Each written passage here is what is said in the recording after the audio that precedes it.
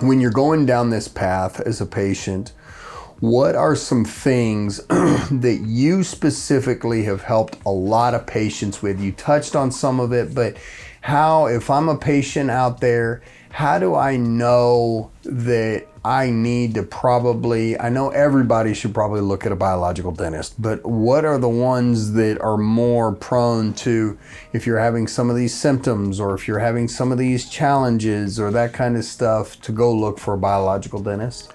Well, first you look at the 3 organizations I've already mentioned. Not every biological dentist is the same, period. As one person said to me, I won't do the things that you do because I can't do it. And we didn't even get into ozone.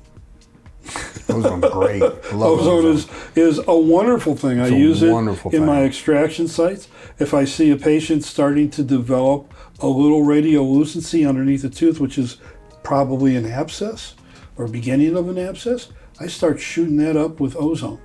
I do numb the patient up first, because the first time I did ozone on myself, because I want to make sure it was safe, I took a big syringe, big syringe, and I just went like this and went voom.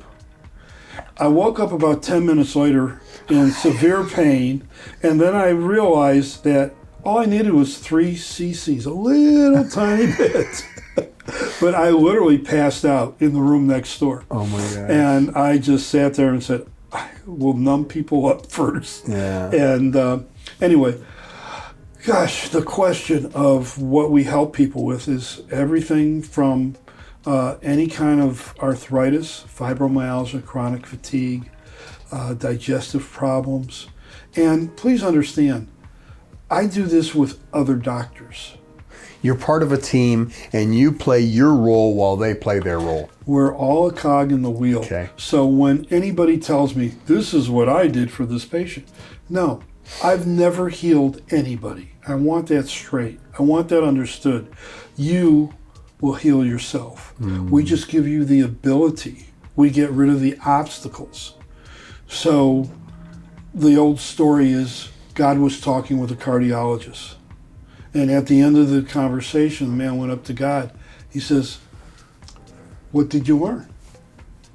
And God said, I know I'm not a cardiologist. So the whole thing is, we aren't gods, we aren't anything. I have patients that come into me and give me a big hug and kiss, thank me because they had a child, because I got rid of the obstacles here. I had one lady come in, she was trying to breastfeed her child. Tooth number 14, the first molar on top, was a root canal. I did the acupuncture injection. And we went from here to my consultation room. And by the time we got to the consultation room, the whole left breast that did not produce any milk had dumped milk, and she was dripping wet. Oh my gosh. And she looked at me and she said, I'm so embarrassed. I said, don't be embarrassed. We have a washing machine here. I got her a shirt and stuff and a lab jacket, and we washed her bra and washed her shirt and had it dry. At the end of the session, at the end of our consultation, she could go back and put her shirt back on. And I told her, I said, this is what you need to do. You got to pull the tooth. I can't pull my tooth. I said, I just showed you what was stopping you from producing milk. That can't be good for you. And she says, oh, I was taught by my father, who was a dentist, you never pull a tooth. Never saw that lady again. Oh, man. So, you know, I can go on stories that people actually do get scared because we tell them what we see. Imagine taking a look at an x-ray and asking somebody, well, do you ever have a problem that your heart gets erratic, a rhythmic heart? And she looks at me and says, I have deep anxiety. And that brings us into another subject that we're not going to get into today, which is sleep apnea. Because that machine that just took Daniel's pano, I can show him his airway. And I can show if that's clear, not clear, and why he snores. and why he's exhausted or tired during the day, and also how to lose weight. How to lose, and you're not heavy. I'm not saying that. But You could tell that I snore? I could show you some things that I've already looked at.